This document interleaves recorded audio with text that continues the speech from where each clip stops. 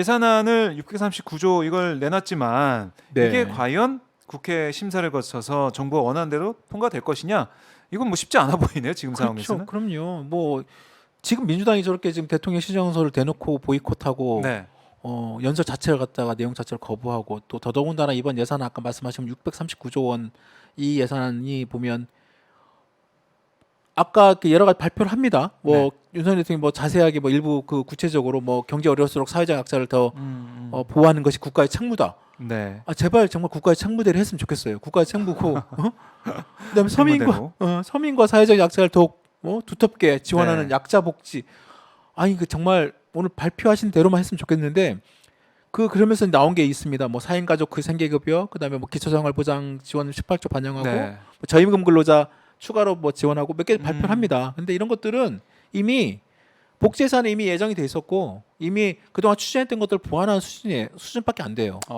오히려 지금 현 정부가 추진하고 있는 그 감세 있잖아요. 네네. 감세. 감세를 통해서 경제를 활성화하고 민간 주도를 통해서 규제 완화, 민간 주도를 통해 가지고 뭐 경제 성장을 하겠다라고 지금 계속 그 기조를 갈고 있잖아요. 그렇죠. 그 기준은 바뀌지 않았죠. 그렇죠. 네. 그러면서 결국은 결정적인 뭐 낙수 효과를 통해서 그것이 경제의 어떤 활성화를 일으키고 그것이 또 세금을 또 증대시키고 그것을 그런 어떤 경기 선순환 고리를 가겠다고 얘기를 했지만 네. 이미 그것은 음. 전혀 먹히지 않는다는 것이 이미 과거 다 입증이 됐고 그렇죠. 지난번에 저희가 항상 얘기했던 법인세 감세 효과가 전혀 없었다는 거예요. MB 정부 때 5년 동안의 그런 보고서를 통해서 이미 확인이 네. 됐잖아요. 확인이 됐죠. 그렇죠. 그리고 또 이번에 영국 총리의 네. 리즈 트러스의 사례도 대표적인 것이고 네.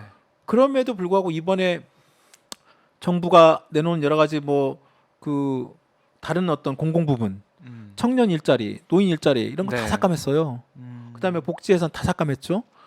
그러니까 실질적으로 앞에는 겉으로 말은 그 약자를 보호하는 것이 국가의 채무고 어떤 그런 일자리를 보존해고 그런 뭐 약자 복지하는 것이 국가의 어떤 자신들이 되게 중요한 일이라고 하는데 네. 실질적인 예산안을 보면 까놓고 보면 오히려 청와대 이전은 용산 이전이라는 그런 비용은 엄청나게 늘어나고 있고 정말 필요한 일자리 예산이나 뭐 이런 것들, 그럼요. 민생 예산들은 원래 생각지도 않고 쓰지도 않아야 될 대통령 관저 포함해가지고 대통령실 돈이 예산 많이 들었죠. 그럼 몇백억씩 왜 들어갑니까? 그러니까 그런 것들이 예. 그런 정말 쓸데없는 예산과 국민 세금을 거기에 쓰고 정말로 지금 써야 될 기존에 썼던 이런 사회복지 예산 이미 하는 것들 굉장히 생산내게 하면서 기존에 있던 일자리 예산들 사회 그런 어떤 그다음에 공공임대주택 그거 다 또 없앴잖아요. 네. 그러면서 무슨 사회적 약자를 위한 복지 예산을 한다고 합니까? 뭐 이 윤석열 대통령이 설명한 뭐 그런 예도 있긴 하지만 어쨌든 이제 삭감된 부분들이 있기 때문에 지적을 받는 상황이고 그렇죠. 경제 전망도 지금 또 만만치 않잖아요. 전 세계적으로 봐서는. 그래서 정부의 역할도 중요하지만 맞아요. 지금 이거 위기를 잘 극복할 수 있을지라는 의구심이 드는 거죠. 맞아요. 경제 상황이 만만치가 않습니다. 네. 이미 저희가 뭐 이 통해서 여러 번 말씀을 드렸고 그다음에 특히 지금 오늘 또 그 정부 발표 자료 중에 기대 인플레이션 그 내용이 발표가 됐습니다. 기대 인플레이션도 지금 4% 초반대가 계속 유지가 되고 있고 오히려 지금 네. 최근 한 두 달 떨어졌다가 다시 또 기대 네. 인플레이션율이 올랐어요. 기대 인플레이션이 올랐다는 얘기는 그동안 항상 중앙은행이 지금 한국은행이 지금 그 빅스텝이라고 지금 금리를 올리고 있고 한 번 남았잖아요. 그렇죠. 미국은 올해 지금 한 번. 앞으로 좀 두 번 더 11월 초랑 12월. 네. 미국은 앞으로 더 올릴 것이고 네. 한국은행이 아마 더 올릴 것 같은데 0.5% 포인트냐, 0.25% 포인트냐 그렇죠. 이 두 개 중 하나죠, 뭐. 그렇죠. 근데 더 올릴 수도 있다는 얘기도 있지만 더 올리기는 힘들 것 같은 생각이 들고 그런데 그 올리는 이유는 결국은 뭐냐면 인플레이션 물가를 그렇죠. 잡는 목적인데 네. 제일 중요한 것은 그 중에 국민들이 생각하는 인플레이션의 기대감. 네. 이게 지금 물가가 좀 꺾여야 되지 않을까? 꺾이지 않을까? 꺾일 것 같아. 이런 기대감이 줄어야 되거든요. 네. 계속 그 금리 올리고 뭐 돈 긴축하고 해도 사람들이 물가는 계속 오를 것 같아. 불안해. 소비를 줄이고 내지는 자기 소득은 뭐 계속 줄어들면서 소비를 줄이고 물가는 계속 오르면서 가처분 소득 그렇죠. 줄고 그러다 보면 당연히 소비가 위축되면 경기가 위축될 수밖에 없고 네. 경기가 위축되면 그만큼 기업들의 입장에서 보면 당연히 그 기업의 이익도 줄 수밖에 없고 음. 그게 경기 침체가 오는 거거든요. 이거 걱정이 됩니다. 그렇죠. 그런 이런데. 이런 경기 침체가 지속이 되면 경제 위기. 네. 그럼 경제 위기 플러스 지금 전반적으로 자산 시장도 붕괴되고 있고 자산 시장이 뭐 주식, 채권, 뭐 코인, 그다음에 지금 남아 있는 부동산, 부동산까지 지금 폭탄이 터진다고 하면 이거 뭐 아찔하네요. 아찔합니다. 네, 아찔한 상황이 우려가 되고 있어서 음. 뭐 재정도 뭐 건전성만 생각할 게 아니라 재정 얼마나 더 영리하게 잘 쓸 거냐 이게 좀 중요한 상황인 것 같은데 그게 안 되고 있고 아까 영국 얘기를 잠깐 하셨지만 지금 리즈 트러스 전 총리가 영국 총리 최단 기간 뭐 이 총리로 남고 사퇴를 했고 42세의 리시 수낙 전 재무장관이 네. 총리가 되는 거죠. 오늘 저녁에 찰스 3세를 우리 시간으로 오후에 만난 다음에 뭐 총리 이 내각 인준을 받고 총리 수락 연설을 한다고 하는데요. 윤석열 정부에게 주는 메시지가 좀 남다르다 이런 얘기도 있어요. 어떻게 보십니까? 그게 지난번에 저희가 그 리즈 트러스 총리 예시를 몇 번 설명해 드렸고 아마 네. 지난 찐경제 아마 보시면 그게 다시 한번 잘 아실 수 있을 텐데 잘못된 정책이 어떻게 국가를 혼돈과 혼란에 빠뜨릴 수 있는지 네. 그 대표적인 사례가 지금 최근 영국 사례로 많이 지금 회자가 됩니다. 이건 우리나라가 얘기하는 게 아니라 다른 서방 국가에서도 그런 얘기를 합니다. 그렇죠. 그렇겠죠. 그러니까 오늘 아까 말씀하신 리시 수낙 이제 새로 총리가 취임을 하는데요. 리시 수낙 총리가 이제 그 리치 트러스랑 같이 그때 보수당 그 보리스 존슨 총리 물러난 다음에 둘이 그 보수당에서 여러 가지 했는데 경쟁을 했는데 경쟁. 졌잖아요. 원내에서 이기고 뭐 당원 투표는 졌다고 맞습니다. 그러던데요. 당원 투표 졌죠. 네. 당원이 대부분 다 보수당 기득권 측의 리치 트러스 그 당시 후보가 엄청나게 나 감면 감세하겠다. 감세 다 해주고 그걸 통해서 성장하고 그걸 네. 통해서 적극적으로 이 위기를 돌파하겠다고 계속 선언을 합니다.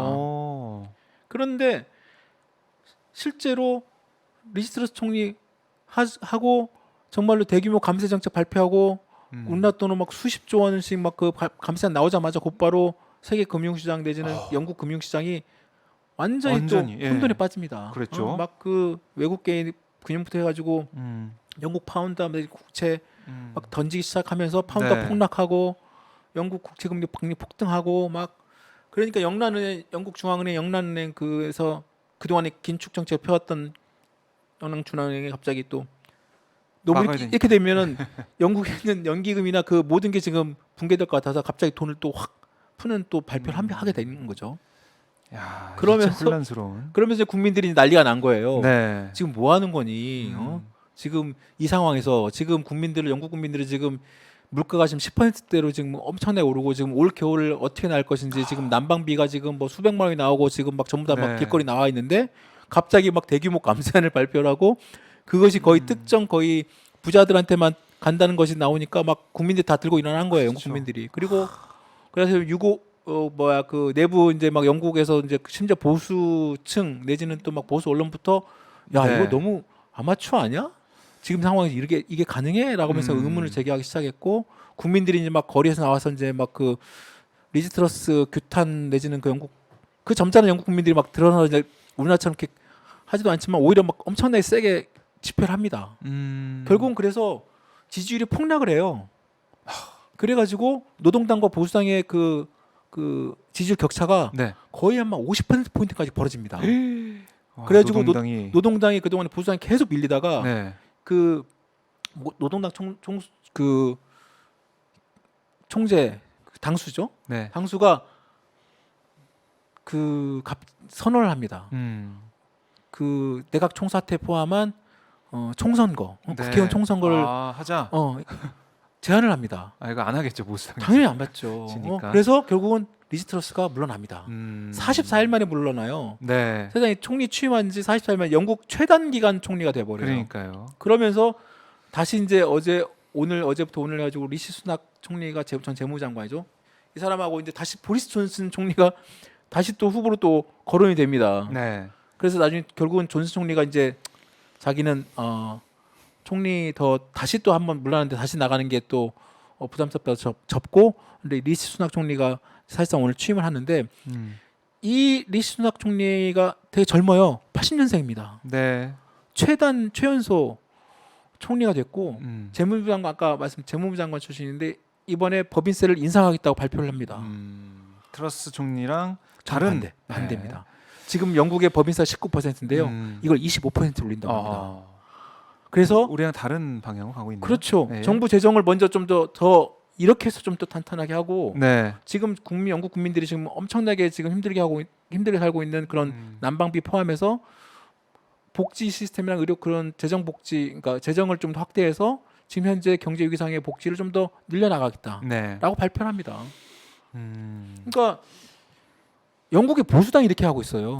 영국의 그래요? 보수당이. 근데 지금 윤석열 정부 같은 경우는 지금 전형적인 그 트러스 전 총리의 그렇죠. 방대로 그런, 네. 네, 방향으로 가고 있죠. 그렇습니다. 그래가지고 음. 일부 어떤 한겨레 어떤 칼럼니스트는 그런 표현을 썼더라고요. 네. 뭐 윤석열의 뭐 그 트러스의 음. 윤석열인가요? 음. 그러면 윤석열의 뭐 트러스인가 하여튼 뭐 그런 표현을 써가지고 네. 거의 영국과 그 우리나라 정부의 트러스와 윤석열 대통령과의 거의 그 쉽게 말하면 데자뷰, 데칼코마니 같은 결국은 이 그 영국 총리의 어떤 그런 최단기간 사퇴로 이어지는 네. 그런 모습을 마치 한국에서도 보게 되지 않을까라는 생각을 하게 되는 거죠. 그래요. 이 영국의 이제 입장 변화를 우리가 좀 꼼꼼하게 주의깊게 봐야 된다 이런 생각이 들고